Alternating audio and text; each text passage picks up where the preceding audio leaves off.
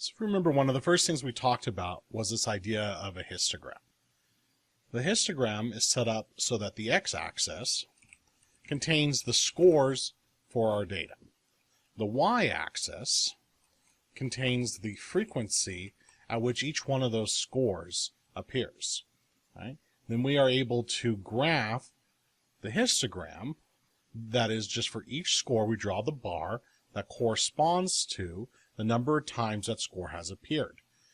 If I wanted to just create some sort of threshold or cutoff point and ask how many scores are above that threshold or cutoff point, that should be pretty easy to do. I just have to count the number of scores in my frequency graph, right? So if this was 3 scores and this was 2 scores, there'd be a total of 5 scores above that threshold.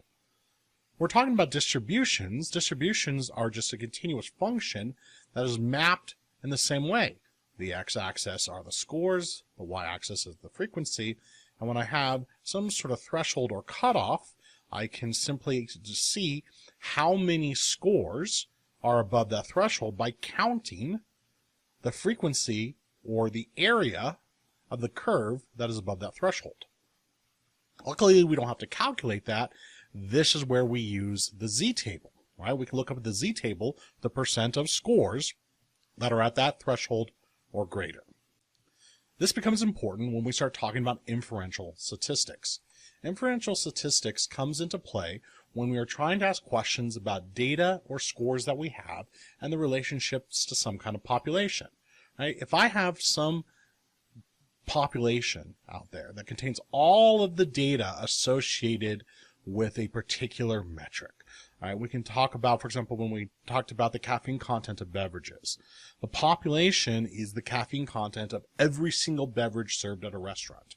When we're talking about, say, an election, the population is every single person who's going to vote in that election and what their choice for that elected office is. We don't have access to the population. Instead, we rely on sampling data from that population. However, each time I sample from a population, my data is going to be different, right? I'm not going to get the same scores from my sample, even though they all come from the same population. This is what we call sampling error, and it's just random. Right? It's due to just the random effects of sampling a small subset of data from a larger population. Data is what we usually have access to, right? Our sample data is what we have access to, and we often have to take this small subset and try to make inferences about the relationship between the data back to the general population. Right? And using those cutoffs in those frequency or distribution charts is our key to be able to do that. So imagine we go out and we measure somebody's height, right? And we find that in this case it was a man that is 236 centimeters tall and a woman is 102 centimeters tall. So this would be like about 7 feet 9 inches, and this would be roughly 3 feet 4 inches, roughly. Right? Do you think these are accurate measurements? Do you think we just went out, picked somebody, and that those were their heights? Well, the first question you can ask is, are those heights possible? Are there people who are 7 feet 9 inches tall? Are there people who are 3 feet 4 inches tall? Well, the answer is yes, of course there are. But those heights are actually pretty rare.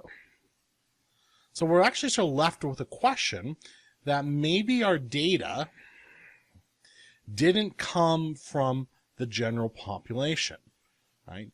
If you imagine something where if you just like went out into the street, just pulled someone at random, right? And so this is just the population of people walking down the street in Albuquerque, and you're just going to measure their height, wearing full protective gear at a distance of 6 feet, right? You would have different expectation for what kind of data scores you should get than instead, right, if we measure from a population of NBA players, right? If we went out and measured from population of NBA players, we might be more likely to expect the higher heights, right? So did this data come from the population of people just walking down the street, or, NBA players? Or there's also a population of data that we would get over here if we don't know how to use a ruler, right? This is sort of an error population of data. We can ask all of these questions and say, what is the chance, right, that we'd actually get this data from these populations? Notice that's what we're saying. What is the chance that I could find somebody that is 7 feet 9 inches just walking down the street in Albuquerque, New Mexico? If that chance is way too small, right? If the chance of getting somebody who is 7 feet 9 inches tall is just way too small of a chance, then I'm going to say the chances that I got this score from this population is too small. I'm going to say, nope, didn't happen. It didn't come from that population, and instead was more likely maybe I didn't measure just somebody walking down the street, or I made some sort of mistake, right? I'm rejecting the hypothesis. I'm rejecting the idea, right, that this height came from that population, right? And this is the central sort of logic of hypothesis testing. The good news is this is the logic for the rest of the class. Master the logic of hypothesis testing, and you have mastered the logic for the remainder of the class, right? We will need to add steps in and change how we calculate things.